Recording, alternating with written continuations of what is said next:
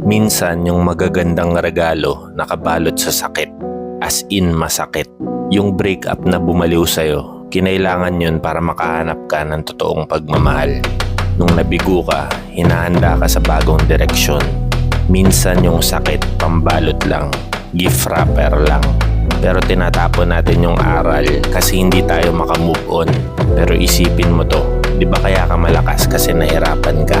Kaya ka marunong ngayon kasi dati nagkamali ka. Kaya ka umaangat kasi ilang beses kang bumaksak. Hindi yung sakit ang regalo. Minsan lang kailangan talaga yun para matanggap mo yun talagang para sa'yo.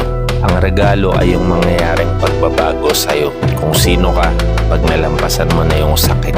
Kaya wag mong tanggihan yung mga regalo sa'yo kasi hindi mo gusto yung pambalot. Sana ngayon maintindihan mo.